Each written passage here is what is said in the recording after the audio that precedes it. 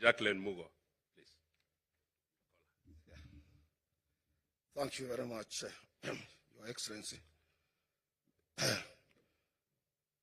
First of all, I want to start by saying that this is a very important occasion because under tripartism arrangement, Your Excellency, this is where we belong. I want to recognize your Deputy, Brother Rigathi Gachagua, and also to recognize the chairperson of the Council of Governors, Sister N. Waiguru. I want to also to recognize our Minister for Defense, Atwoli, who is here with us, and my own sister, Florence Bore, who is in charge of this very important ministry of labor and social protection, with our two respective PSS, representatives of UN agencies, and other cooperating partners. I will try to be very brief because I'm told my time I've got to share it with my twin sister, Jacqueline Mugo.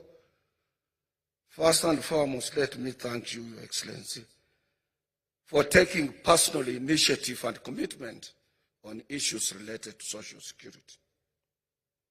I wish to equally appreciate the efforts being made by our parent Minister for Labor under the able leadership of our sister Bore. Sister Bore, historically, she came from us.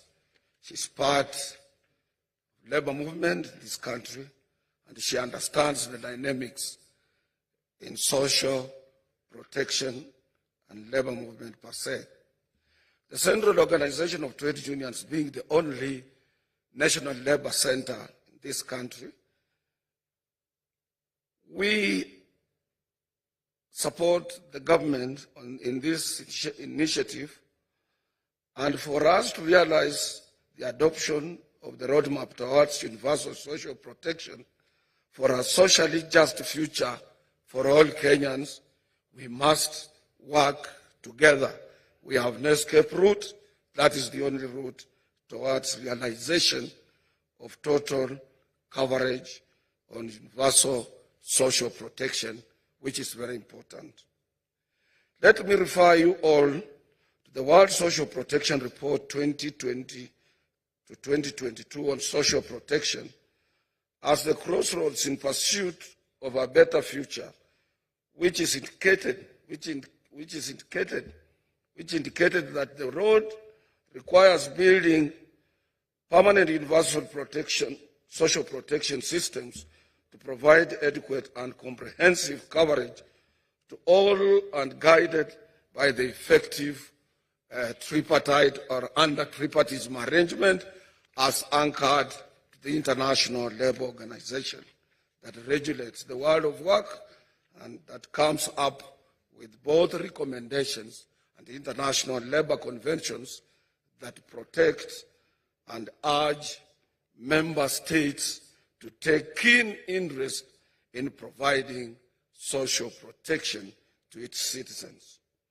Indeed, these are efforts essentially for preventing poverty and inequality as well as addressing current challenges, in particularly those facing old age, like where I'm going, because I'm one and part of Kenya's senior citizens.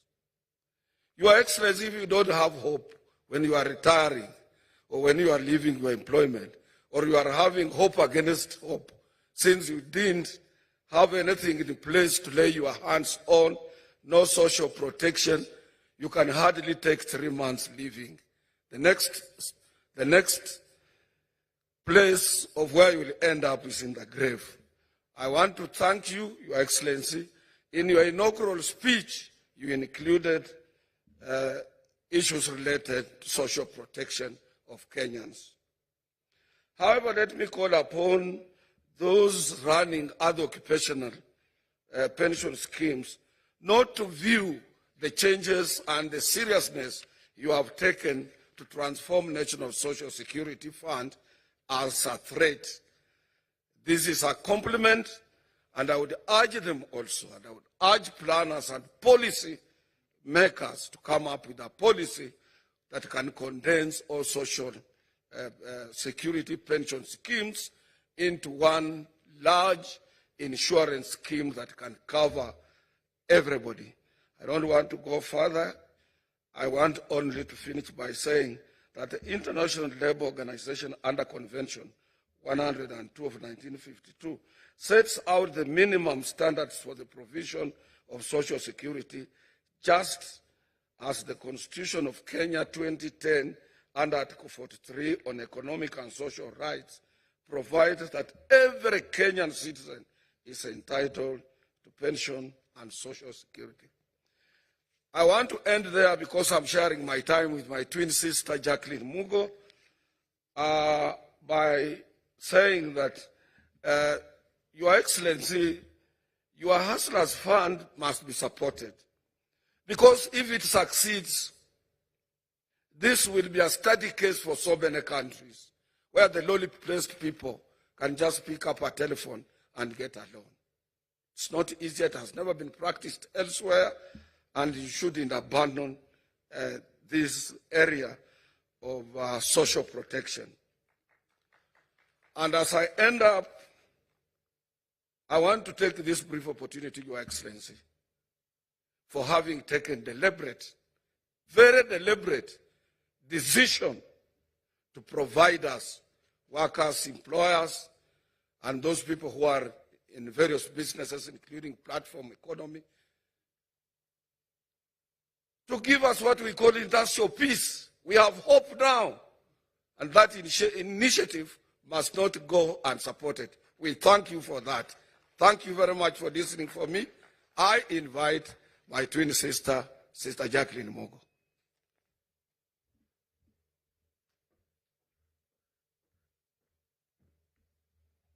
But sometimes, Your Excellency,